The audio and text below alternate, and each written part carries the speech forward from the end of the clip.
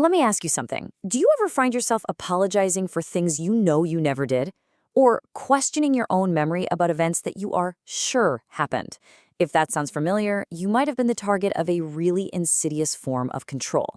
Today, we are going to decode the dark psychology of emotional manipulation and find out how a predator can take your greatest strength, your empathy, and literally turn it into a weapon against you. Let's get into it. Just think about that for a second. This gets right to the heart of what this experience is like. It's not just about being hurt, right? It's about having your own good nature, your kindness, systematically reprogrammed and then used to make you a partner in your own suffering. It's a betrayal on the deepest level. So, how in the world does this even happen? Well, it all starts with one of the most powerful human connectors we have: empathy. See, a manipulator isn't just after your love or your attention. No, they want to hijack the very system in your brain that lets you care about another person and then twist that care into a mechanism of total control.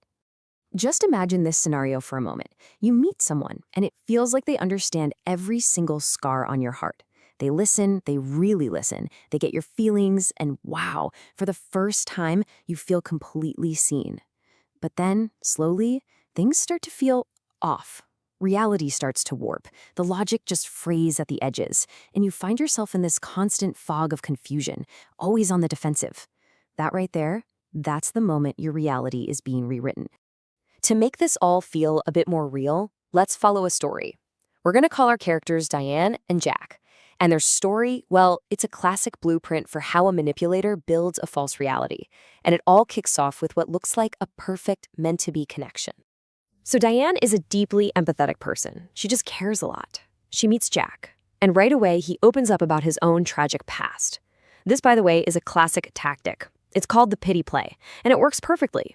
It triggers all of Diane's caregiving instincts, and she feels this instant, powerful connection to him. So she trusts him, and she shares her own vulnerabilities, her deepest secrets. She has absolutely no idea. She's just handed him the keys to her own mind. Okay, so this whole dynamic comes to a head one night when Diane makes salmon for dinner. Jack completely explodes. He claims he's told her 1,000,000 times he hates salmon, and he makes her feel incredibly guilty and stupid. But then, just a week later, they're at a friend's dinner party, and Diane just watches in total disbelief as Jack happily eats a huge piece of salmon. When she brings it up later, he tells her she's being crazy and way too dramatic. The contradiction is so blatant, so obvious, but his absolute confidence makes her question her own sanity. And that right there, that is the whole point of gaslighting.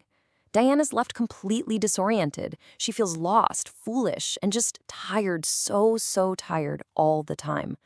This constant cycle of confusion, you have to understand it's not a side effect of the abuse. It is the main objective. Her brain has been hijacked by this carefully built illusion, and she just doesn't trust her own view of reality anymore. So you're probably wondering, why is it so incredibly hard to just walk away from this? Why does Diane feel so attached to someone who causes her so much pain? Well, the answer isn't about a lack of willpower, not at all. It's about neurobiology. We're about to dig into the science behind this powerful, invisible cage. This is the big one, isn't it? This is the question that haunts every single person who's been through this kind of abuse. It feels like this impossible contradiction.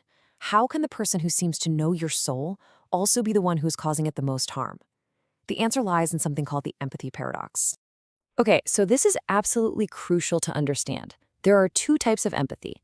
Affective empathy is what we usually think of. It's feeling with someone. It's an emotional thing. But cognitive empathy? That's different. It's the ability to intellectually understand someone's emotional state, to know exactly what buttons to push. Manipulators, especially those with what we call dark triad traits, often have incredibly high cognitive empathy, but almost zero affective empathy. They can read your emotional playbook perfectly, but they feel absolutely no guilt when they use it to hurt you. And this whole dynamic, it creates something really insidious called a trauma bond. Now, this is not a bond based on love or respect. It's a physiological attachment born from these intense cycles of abuse, followed by sudden, unpredictable moments of kindness. It is a powerful biochemical addiction to the very person causing you pain. This bond gets forged by something called intermittent reinforcement. And the best way to think about it is like a slot machine in Vegas. You just stand there, pulling the lever, enduring loss after loss. But the possibility of that occasional unpredictable win keeps you hooked. The manipulator's random acts of kindness or affection are those wins. They release dopamine in your brain, and you get hooked on chasing that high of their approval. It literally rewires your brain to be addicted to the relationship. And over time, this kind of chronic relational trauma can lead to something called complex PTSD, or CPTSD.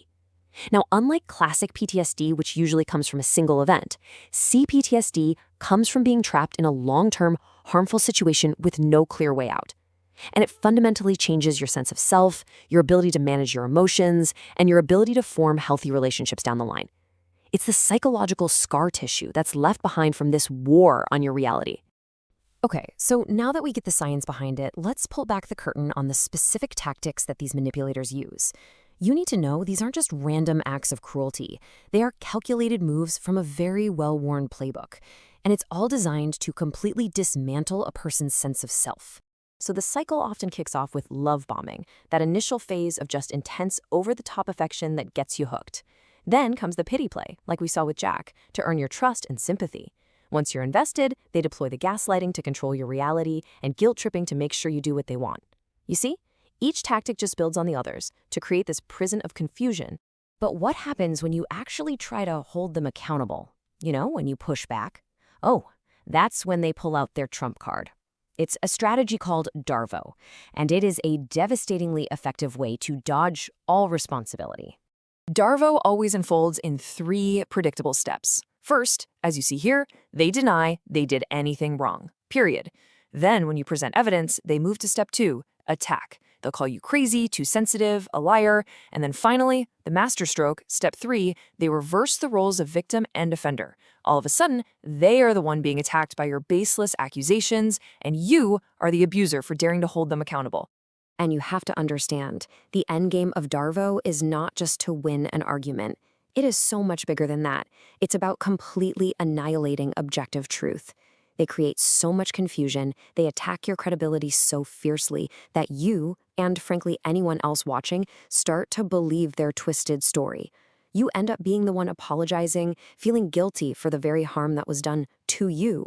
Okay, after walking through all of this dark territory, the most important question is still on the table. How do you get out? How do you possibly reclaim your mind after it's been hijacked? This final section, this is all about taking back your power. So let's just address the question head on. The one the manipulator has worked so hard to plant in your mind. The one that echoes in your quietest, most vulnerable moments. After being told your memory is wrong, your feelings are invalid, and your perception is warped. Are you crazy? Let me be as clear as I possibly can. You are not crazy. Your memory is not flawed. What you felt, what you experienced was real. Your empathy is not a curse or a weakness. It is a superpower that a predator wearing the mask of a victim took advantage of. And the very first step to healing is just a radical validation of your own reality. So what's a practical step you can take? There's a brilliant technique called the gray rock method.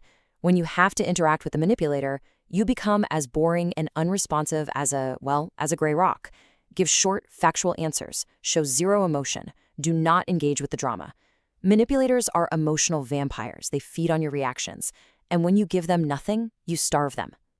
And that brings us to the most crucial takeaway. The victory in this whole psychological game isn't changing them. Trust me, they won't change. The victory is realizing you have the power to set an unbreakable boundary. The ultimate win is walking away, turning off all the noise, and finally reclaiming sovereign control over your own beautiful mind.